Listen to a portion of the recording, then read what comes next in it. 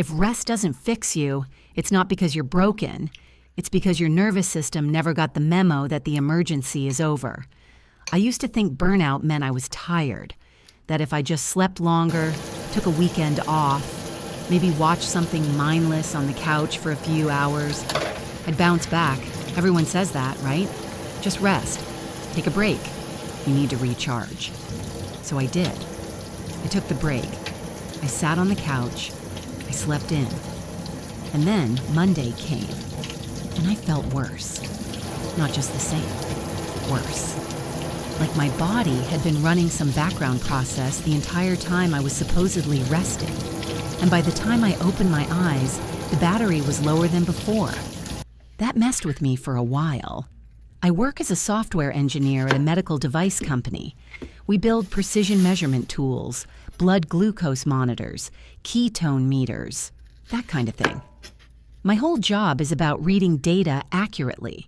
So when my own data stopped making sense, it bothered me more than it probably should have. I was sleeping 7, sometimes 8 hours. My schedule wasn't crazy. I wasn't pulling all-nighters or skipping meals. But every morning, I'd wake up already tense, jaw clenched, shoulders up near my ears, and this low-grade hum of alertness that never really went away, even on days when nothing was happening. I started wearing a heart rate variability tracker, partly out of curiosity, partly because I work around these devices all day and figured I might as well point one at myself. And what I saw was, honestly, kind of unsettling.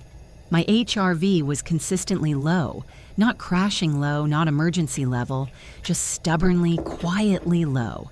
Every single morning, even after rest days, even after what I thought were good nights.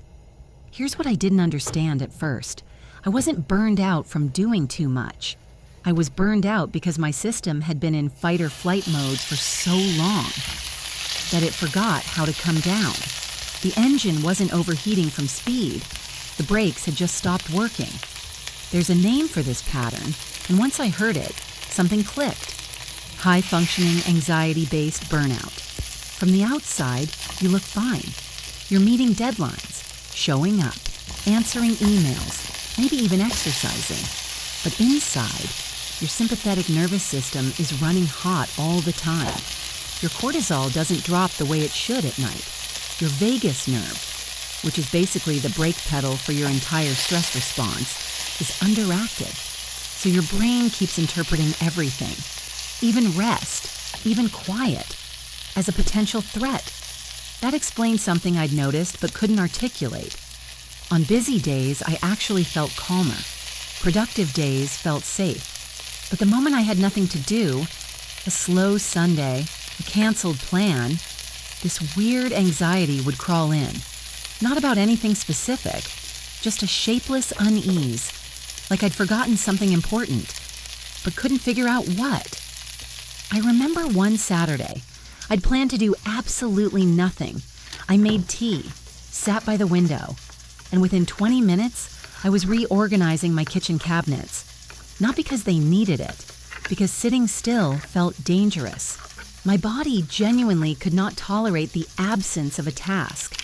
That's when I realized this isn't a mindset problem. You can't journal your way out of a nervous system that's stuck in combat mode. It's like a fire alarm that keeps ringing after the fire is out. The building is safe. The smoke is gone. But the wiring is still sending the signal. And no amount of telling yourself everything is fine will make the ringing stop. So I stopped trying to fix it with willpower, and I started treating it like what it actually was, a system error. The first thing I changed was stupidly simple. I almost didn't take it seriously. Every morning, within 30 minutes of waking up, I'd go outside. Not for a run, not for a workout, just outside. Daylight on my face. Slow walking. No phone, no coffee yet. I'd been starting most mornings by checking messages in bed, and I hadn't realized how much that was telling my nervous system. Okay, threats are already incoming. Stay sharp. Sunlight before screens, movement before information. It felt almost too basic to matter. But after about a week, I noticed my mornings felt slightly less rigid, not relaxed. I wouldn't go that far, but less like bracing for impact. The second thing was breathing, but not the way people usually talk about it. I wasn't trying to calm down. I wasn't doing deep breaths while telling myself to relax. I was just mechanically slowing the exhale, longer out than in. 3 to 5 minutes, 2 or 3 times a day. Almost boring. I did it on my walk home from work. I walk about an hour instead of taking the train, which is honestly one of the best decisions I've made this year.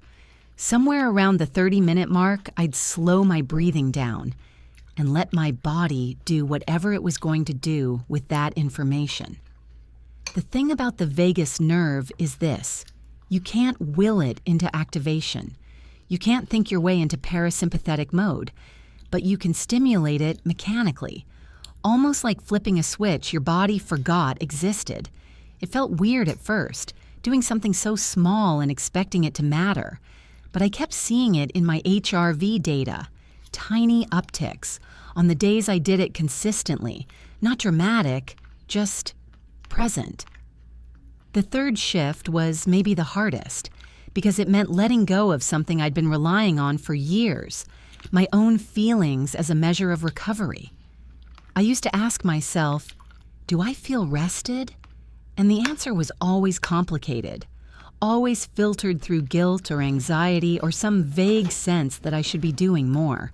So I stopped asking. I just looked at the number. HRV up from baseline?